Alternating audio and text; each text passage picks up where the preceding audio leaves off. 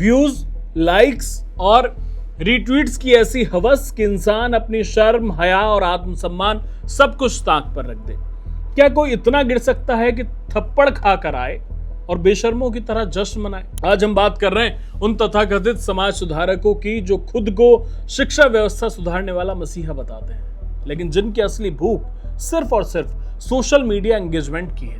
Cockroach जनता party के नेता अभिजीत दिपके, आशुतोष रांका और उनकी पूरी मंडली की एक ऐसी सच्चाई सामने आई है जिसे देखकर किसी भी गैरतमंद इंसान का खून खौल उठेगा।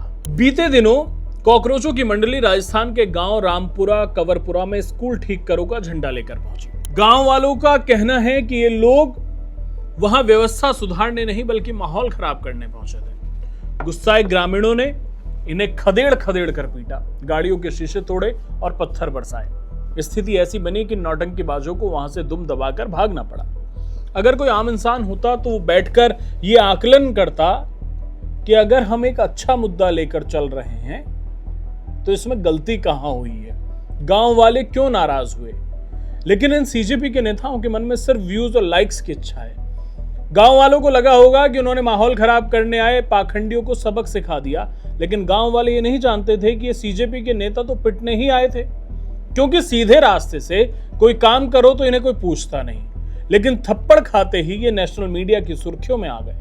मेन स्ट्रीम मीडिया इन्हें भर भर कर कवरेज दे रहा है। मार खाने के बाद अभिजीत दिपके और आशुतोष रांका एक इंस्टाग्राम पर लाइव करते हैं और उस लाइव में बेशर्मों की तरह अपनी कहानी बताते हैं। आशुतोष रांका लाइव वीडियो में खिलखिलाते हुए कहता है कि बेस्ट पार्ट पता क्या हुआ, अगर हम सिर्फ स्कूल देखकर आ जाते तो वीडियो पर 2-3 हजार रीट्वीट आते, 50-60 हजार लाइक्स आते और टॉपिक खत्म हो जाता, लेकिन इन्होंने हमें मार पीट कर इसे नेशनल मुद्दा बना दिया। तो सीजेपी के नेताओं ने बेशर्मी की सारी हदें पार कर दी हैं, खुद पिट रहे हैं, थप्पड़ खा रहे हैं और इंटरनेट पर इसका ढोल पीट कर जश्न मना रहे हैं। अभिजीत दिपके भी उस पर हाँ में हाँ मिलाते हुए हंसता है और कहता है कि इन लोगों ने इसको नेशनल मुद्दा बना दिया।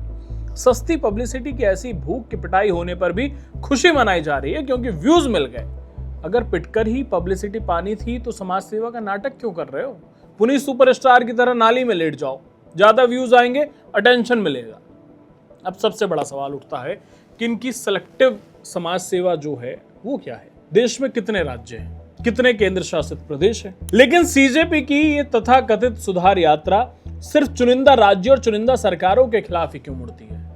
क्योंकि इनका पूरा एजेंडा एक खास राजनीतिक नैरेटिव सेट करना है।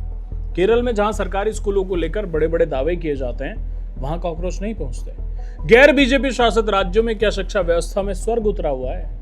वहां जाकर कॉकरोचों की मार खाने की हिम्मत नहीं होती है, क्योंकि वहां जाने से सीजेपी के आकाओं वाला पॉलिटिकल एजेंडा सेट नहीं होगा।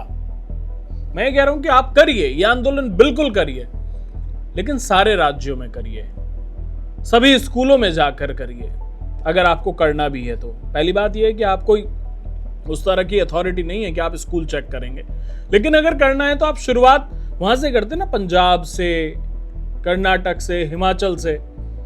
तब आपके पास उदाहरण होता है कि हमने इन राज्यों में किया है तो हम बीजेपी के राज्यों में क्यों नहीं करेंगे।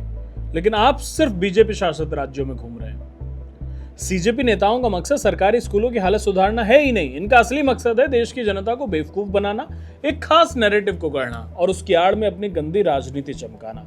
इन जैसे कंटेंट क्रिएटर्स और फर्जी नेताओं ने इंटरनेट को एक तमाशा बना दिया है। रील्स और ट्वीट्स पर मिलने वाले थोड़े से एंगेजमेंट के लिए किसी भी स्तर तक गिरने को तैयार हैं। स्कूल सुधारो अभियान का नाम देकर ये मासूम बच्चों के जज्बातों और उनके भविष्यों के साथ सिर्फ खिलवाड़ कर रहे हैं। ये समाज सेवा नहीं है, ये विशुद्ध रूप से धंधा है। लेकिन अब देश की जनता और इंटरनेट यूजर्स इनके इस घिनौने चेहरे को अच्छी तरह पहचान चुके हैं। सोशल मीडिया पर अब लगातार मांग उठ रही है कि ऐसे फर्जी समाज सुधारकों और एंटी नेशनल सोच वाले तत्वों के खिलाफ सख्त से सख्त कानूनी कार्रवाई होनी चाहिए, जो निर्दोष ग्रामीणों को भड़काते हैं और फिर खुद विक्टिम कार्ड खेलते हैं। अभिजीत दिपके और आशुतोष रांका जैसे लोगों को यह अच्छी तरह से समझ लेना चाहिए कि थप्पड़ खाकर, बेइज्जत होकर और कंट्रोवर्सी क्रिएट करके मिली पब्लिसिटी ज्यादा दिन नहीं टिकती है, क्योंकि कहते हैं ना कि काठ की हांडी बार बार नहीं चढ़ती। आप इस पूरे तमाशे और इनकी वायरल बातचीत पर क्या सोचते हैं, हमें कमेंट बॉक्स में बताएं। चैनल सब्सक्राइब करना ना भूलें। धन्यवाद।